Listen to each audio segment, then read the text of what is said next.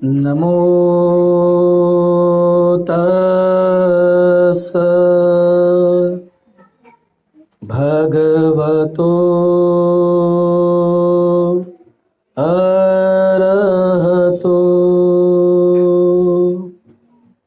सम्मा संबुद्धस्स।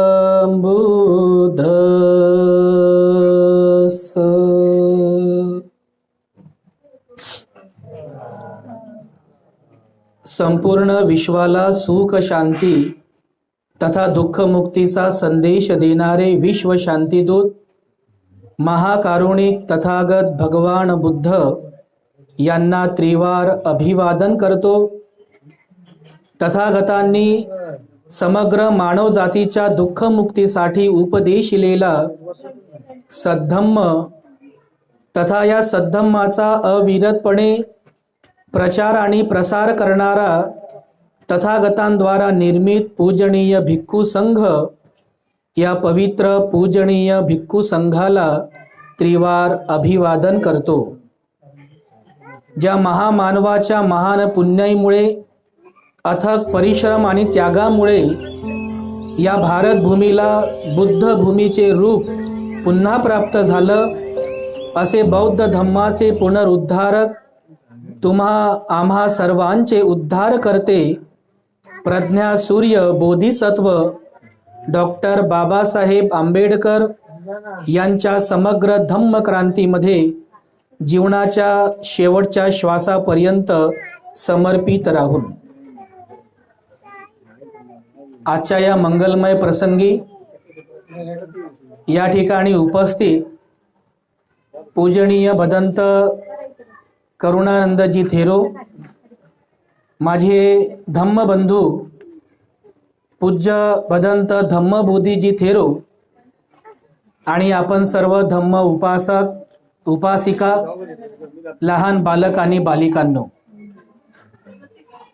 धम्म दिसण्याला सुरुवात करण्यापूर्वी मी सर्वप्रथम आपल्या सर्वांप्रती मंगल कामना अर्पण करतो।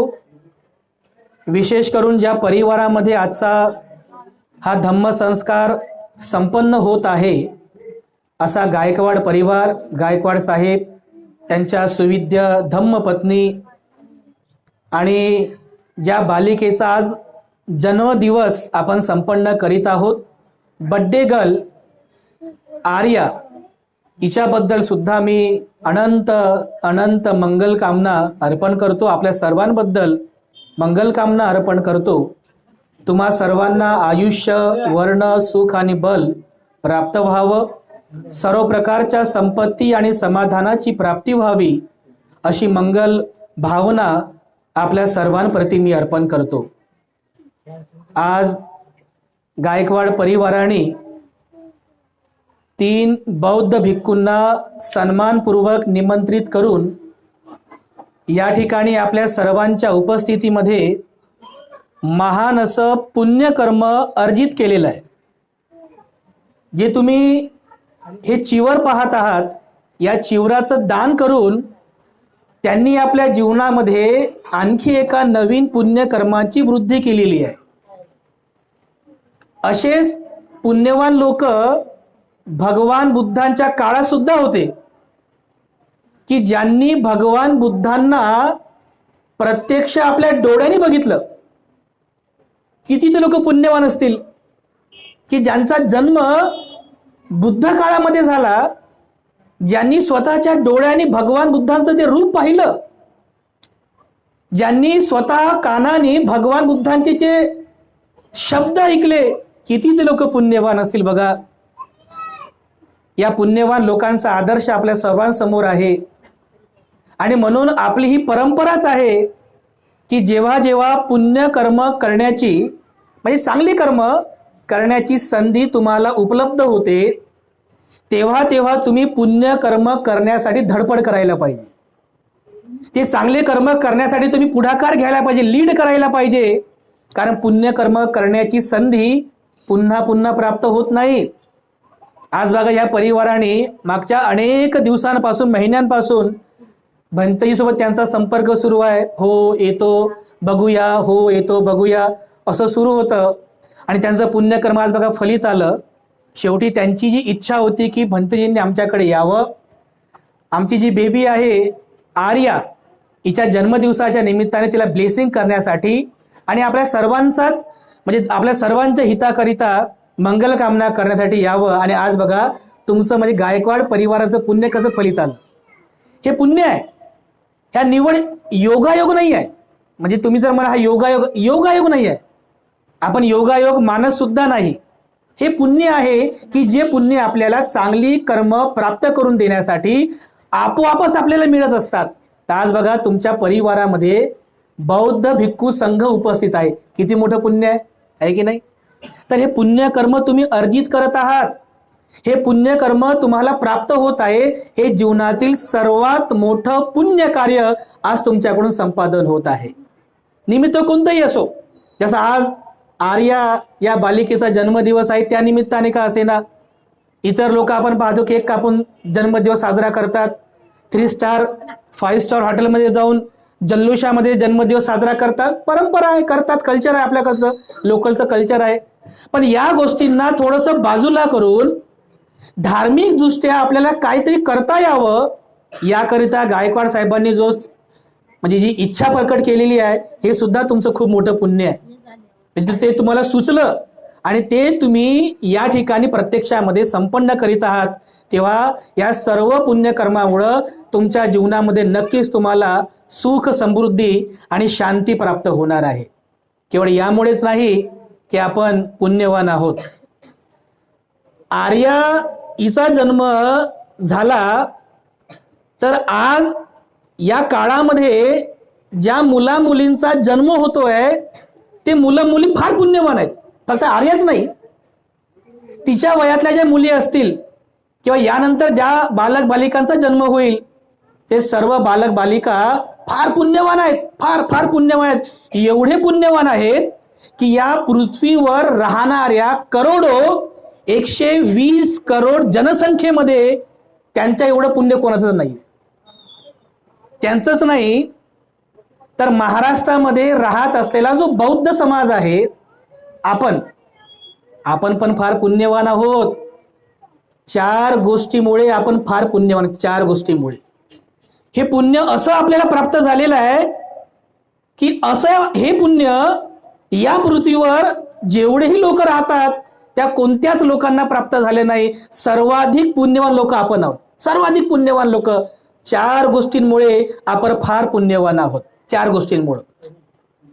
पहिलं पुण्य जे आपल्याला प्राप्त झालं, पहिलं पुण्य ते म्हणजे की आपला एक मनुष्य म्हणून जन्म झाला. हे आपलं सर्वात मोठं पुण्य आहे. मनुष्य म्हणून जन्मास आलो आपण. या पृथ्वीवर अनेक जीवजंतू जन्मास येतात. काही काही जीवजंतू तर असे आहेत डोळ्यांनी दिसत पण नाहीत, जन्मास आले की लगेच मरतात. काही पशु पक्षी असे आहेत महिनाभर जगतात लगेच मरतात, वर्षभर जगतात लगेच मरतात.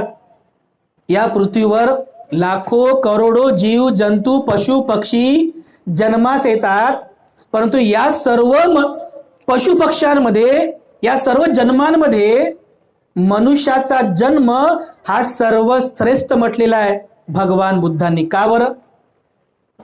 हे सर्वात मोठं पुण्य म्हटलेलं आहे. का बरं? कारण या मनुष्य जन्मामध्ये आपल्याला सर्वोत्तम गिफ्ट प्राप्त झालेलं आहे. ते गिफ्ट म्हणजे आपलं मन. आपल्याला जे मन प्राप्त झालेलं आहे ना, हे केवळ ह्या मनुष्य जन्मामध्ये प्राप्त होते. रेडा, बैल, कुत्रे, मांजर, जीव जंतू, पशु पक्षी हे जन्मास येतात, त्यांना मन मिळत नाही, त्यांना मन प्राप्त नाही. त्यांच्याकडे सत्सत विवेकबुद्धी नाही आहे. म्हणजे चांगलं काय आणि वाईट काय, काय केल्यानं माझं भलं होईल आणि काय केल्याने माझी अधोगती होईल, हे त्या प्राण्यांना समजत नाही. हे फक्त माणसाला समजते. का बरं? का समजते माणसाला? कारण माणसाकडे मन आहे. या मनाचा सदुपयोग करून आपण हे मानवी जीवन सुखपूर्वक जगू शकतो. या मनाचा सदुपयोग करून आपण या जीवनातील सर्व प्रकारच्या दुःखातून मुक्त होऊ शकतो. आणि म्हणून हा मानवी जन्म सर्वश्रेष्ठ आहे, दुर्मिळ आहे. एवढंच काय, तर बौद्ध साहित्यामध्ये असा उल्लेख आहे की भगवान बुद्ध त्यांच्या मागील अनेक जातकांमध्ये आपल्या 10 पारमिता पूर्ण करीत करीत शेवटी ते मनुष्य जन्मामध्येच येतात बुद्ध बनण्यासाठी.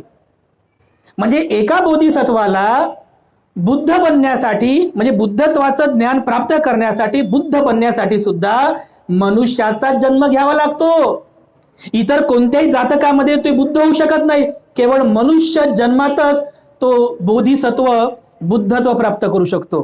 किती मोठं पुण्यवान जन्म आहे ना. या मानवी जन्मामध्ये आपण शीलपालन करू शकतो की नाही. हे कुत्रे मांजर जे आहेत हे शीलपालन करतात का? ते तेवढी बुद्धी आहे का त्यांच्याकडे? चला चला आज आपण पंचशील पालन करू, करतात का ते? कधी बघितलं का असं तुम्ही? नाही करत. या मानवी जन्मामध्ये आपण शीलपालन करू शकतो. या मानवी जन्मामध्ये आपण ध्यान करू शकतो. या मानवी जन्मामध्ये या जीवनातील सर्वोत्तम पुण्य हे दान कर्म करू शकतो. किती मोठं पुण्य आहे की नाही. हे जे शील पालन करणे, दान कर्म करणे, ध्यान करणे व हे सर्व पुण्य कर्म केवळ आणि केवळ या मनुष्य जन्मामध्येच आपल्याला करता येतात. आणि म्हणून भगवान बुद्ध म्हणतात, बांधवांनो, अनुयायांनो, हा जो मनुष्य जन्म आहे हा दुर्मिळ आहे, फार दुर्मिळ आहे. आणि आपण जे मनुष्य म्हणून जन्म घेतला ना, मनुष्य म्हणून जन्म घेतला, नक्कीच आपलं काहीतरी पुण्यकर्म आहे. आपल्या सर्वांचं नक्कीच काहीतरी पुण्य आहे. म्हणून आपल्याला मनुष्य जन्म प्राप्त झाला. तर आपण हे लक्षात घेतलं पाहिजे की माझा जो मनुष्य म्हणून जन्म झालेला आहे हे माझं जीवनातील सर्वात मोठं पुण्य आहे. हे आपण समजून घ्यावं. हे आपल्या लोकांचं पहिलं सर्वात मोठं पुण्य आहे, सर्वांचंच आहे. दुसरं जे पुण्य आहे, दुसरं पुण्य ते म्हणजे मनुष्य म्हणून तर आपण जन्म घेतला, ते आपलं पुण्य आहेच. पण दुसरं पुण्य आहे की आपला जन्म या भारतात झाला. हे पण खूप मोठं पुण्य आहे. या भारतात झाला. कारण या भारताला बुद्ध भूमी म्हणतात. जेवढे बुद्ध होऊन जातात, भगवान बुद्ध त्यांच्या अगोदर झालेले बुद्ध, या सगळ्या बुद्धांचा जन्म हा भारतातच झालेला आहे. आणि पुढे पण जे बुद्ध जन्मास येतील त्याही बुद्धांचा जन्म भारतामध्येच होणार आहे. कारण भारत ही सर्वाधिक पवित्र भूमी आहे असं म्हटलेलं आहे. सर्वाधिक पवित्र भूमी. आणि जी पवित्र भूमी आहे अशाच पवित्र भूमीमध्ये बुद्ध जन्मास येत असतात. किती पुण्यवान आहोत आपण. या भारतात आपला जन्म झाला ना. तिकडे अमेरिका, तिकडे लंडन, फ्रान्स, कोरिया, चीन, जपान, लाओस, हे जे देश आहेत, ह्या देशातील लोक एवढे पुण्यवान नाही आहेत की जेवढे भारतात जन्मास आलेले आपण पुण्यवान आहोत. आजही बघा, थायलंडचे लोक, श्रीलंकेचे लोक भारताकडून पाय करून झोपत नाहीत. भारताकडे पाय करून झोपत नाहीत.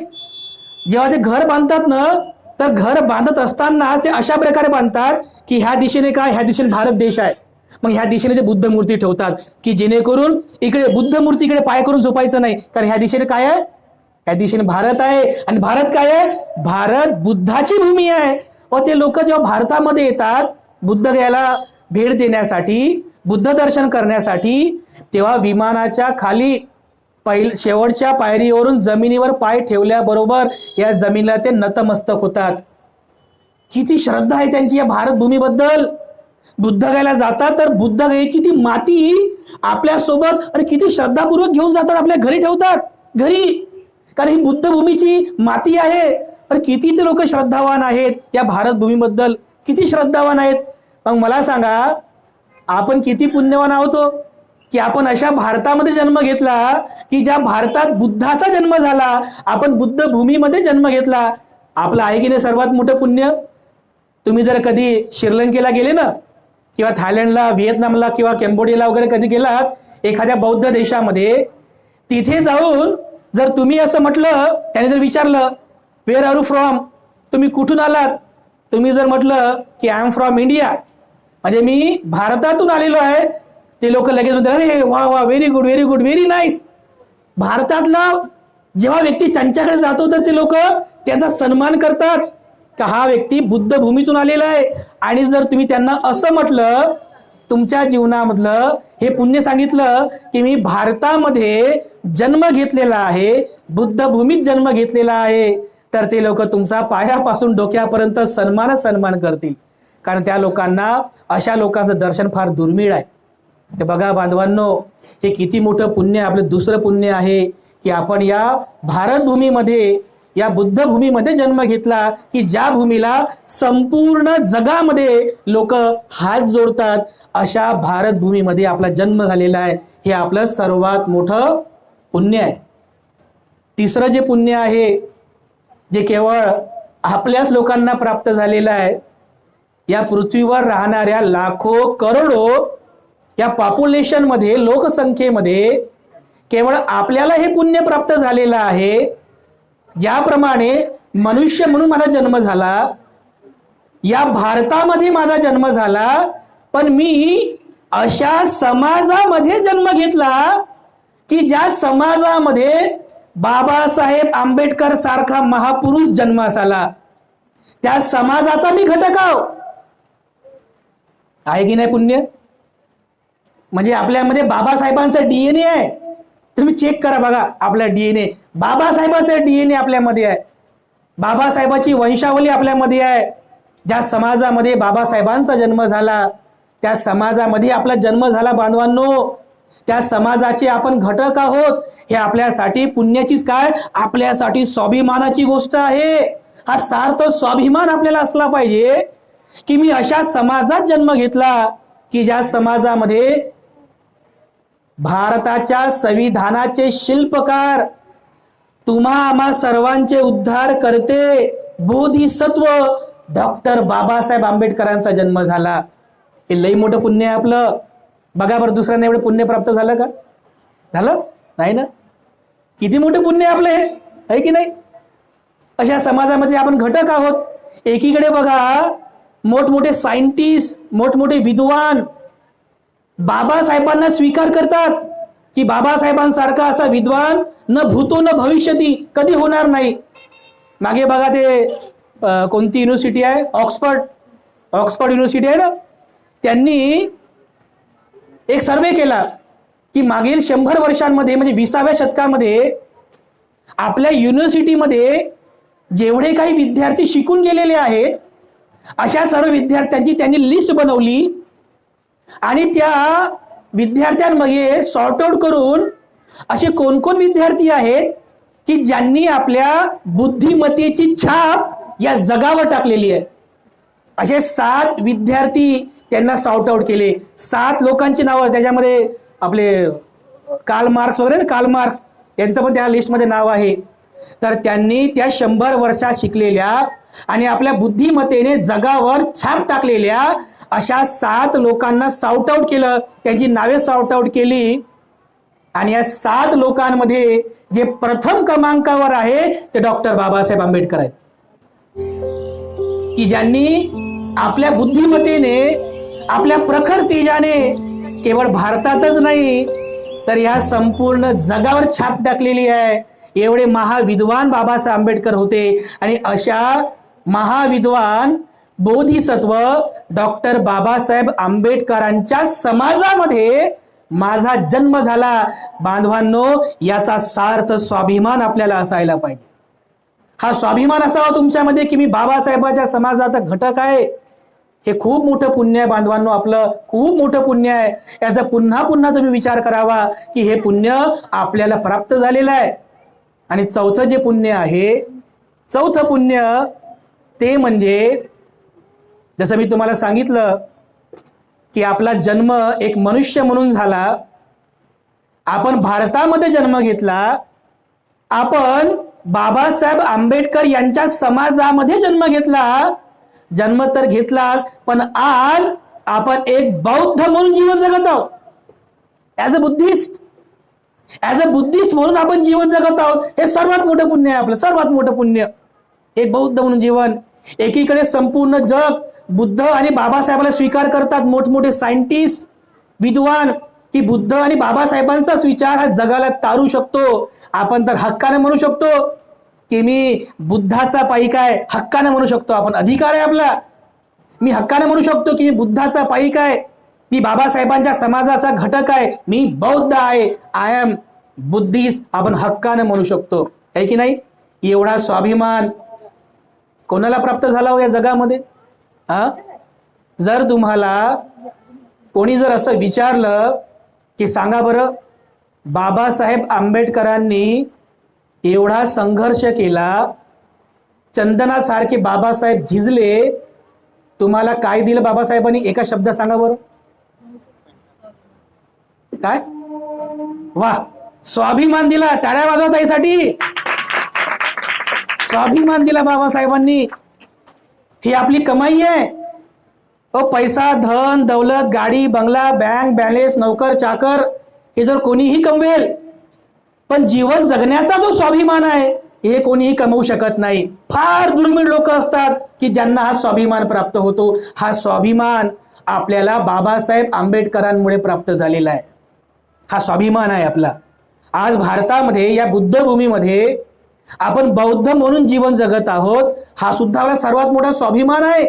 तर ह्या गोष्टीचा सार्थ स्वाभिमान आपल्याला असायला पाहिजे. जेव्हा आमचे भारताचे राजनैतिक डेलिगेट्स, प्रधानमंत्री भारताच्या बाहेर जातात, तर तिथे जाऊन लंडनला जाऊन काय म्हणतात? काय म्हणतात की मैं बुद्ध भूमी से आया हूं. म्हणजे भारतातून आलो, मैं बुद्ध भूमी से आया हूं. कारण त्यांनाही माहित आहे की जग में बुद्ध का नाम है, यही भारत की शान है. मैं बुद्ध के भूमी से आया हूं.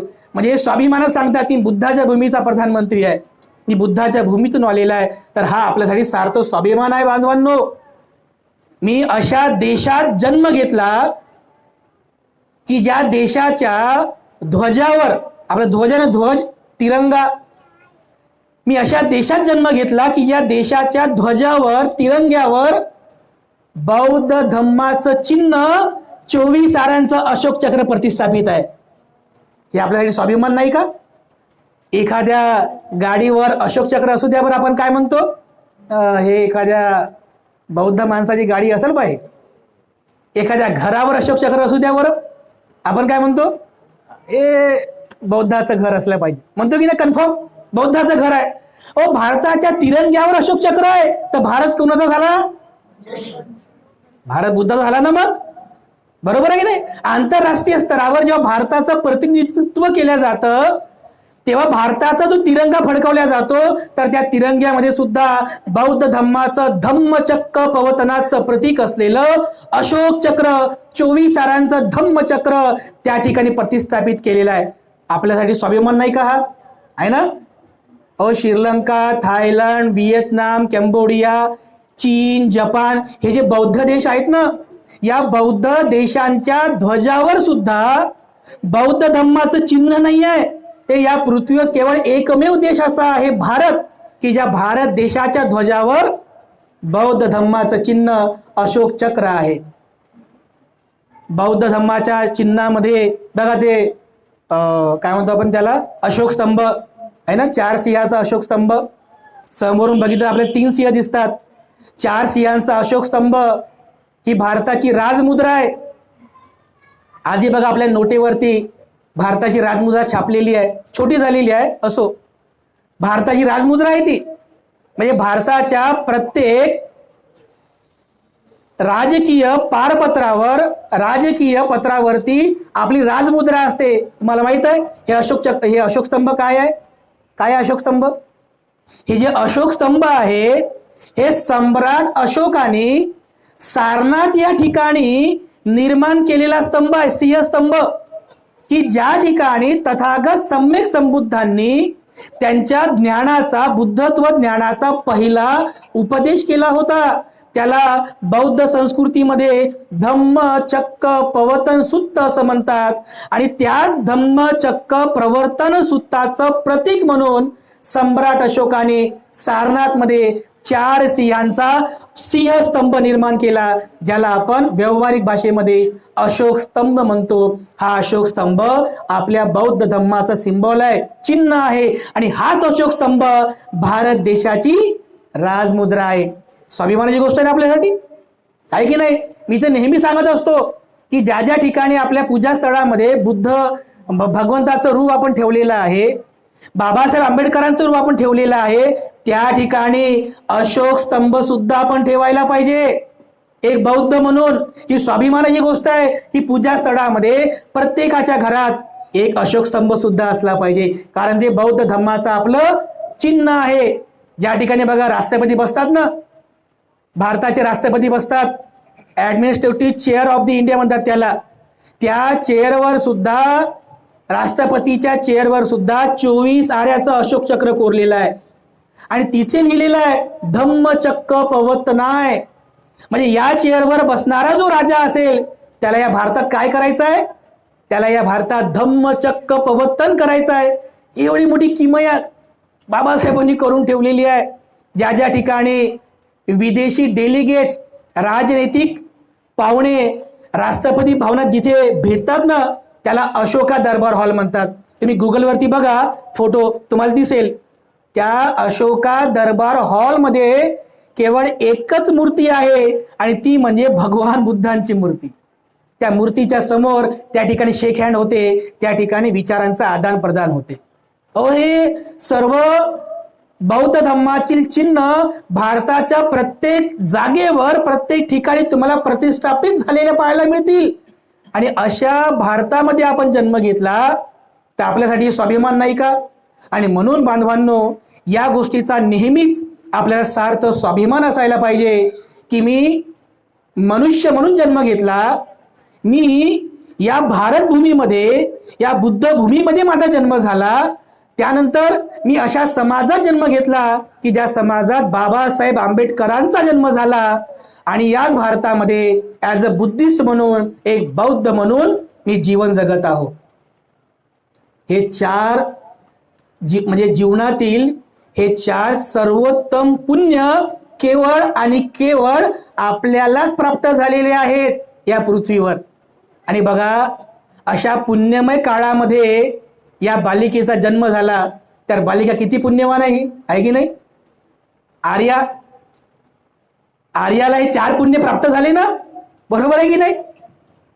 आर्याच काय, तर आर्यासारख्या तिच्या वयाच्या ज्या काही बालक आणि बालिका आहेत ते सर्वच पुण्यवान आहेत ना, कारण त्या सर्वच लहान मुलींना, आर्याला हे चार पुण्य प्राप्त झाले. एक तर मनुष्य म्हणून जन्म झाला, तिचं काहीतरी पुण्य असेल म्हणून ती मनुष्य म्हणून जन्मास आलेली आहे, या भारतात जन्म घेतला, बौद्ध परिवारात जन्म घेतला, आणि तिच्या समोर तर आदर्श आहेत. गायकवाड साहेब, गायकवाड ताई, गायकवाड परिवार श्रद्धावान आहेत, त्यांच्या परिवारामध्ये नेहमीच बुद्ध आणि बाबासाहेबांचा आदर्श आहे. तर आपण सदैव आपल्या बालिकांपुढं बुद्ध आणि बाबासाहेबांचा आदर्श ठेवायला पाहिजे. अगदी लहानपणापासूनच त्यांच्या समोर बुद्ध बाबासाहेबांचा आदर्श ठेवायला पाहिजे, कारण जे बालक बालिका बुद्ध आणि बाबासाहेबांचा आदर्श घेऊन जीवन जगतील ते स्वतःही मोठे होतील, नावलौकिक प्राप्त करतील, स्वतःचं परिवाराचं नाव उज्ज्वल करतील, या भारत देशाची पण सेवा करतील, समाजाची धम्मसेवा करतील. अशा प्रकारे एक चांगला आदर्श आपल्या परिवारामध्ये आम्हाला पाहायला मिळतो आहे. गायकवाड परिवारामध्ये या सर्व बाबी बघून फार आनंद झाला. आपण आपल्या बालिकेला या सर्व गोष्टी नक्कीच प्राप्त करून द्याल. आपल्या बालिकेकडून म्हणजे आर्या हिच्या जन्मदिवसाच्या निमित्ताने मी तिच्याबद्दल अनंत मंगलकामना अर्पण करतो. तिने आपल्या जीवनामध्ये भरपूर शिक्षण प्राप्त करावं, दर्जेदार शिक्षण प्राप्त करावं, बुद्धा बाबासाहेबांचा आदर्श घेऊन, चांगले संस्कार घेऊन, एक चांगले सदाचार जीवनामध्ये त्याची वाढ करावी, आदर्श आपला निर्माण करावा, आणि अशा पद्धतीने तिने आपल्या परिवाराची सेवा करावी, आपल्या नातेवाईकांची सेवा करावी, समाजाची सेवा करावी, आणि पर्यायाने या भारत देशाची सेवा करावी, अशी मंगलकामना आर्याच्या जन्मदिवसाच्या निमित्ताने मी तिच्याप्रती अर्पण करतो. गायकवाड साहेब, त्यांच्या सुविद्य पत्नी, मातोश्री आणि आपण सर्व परिवारातील नातेवाईक, मित्रमंडळी, हितचिंतक, सर्व पाहुणे मंडळी, मी आपल्या सर्वांप्रती मंगलकामना अर्पण करतो. या ठिकाणी थांबतो. सर्वांचं मंगल हो, सर्वांचं मंगल हो.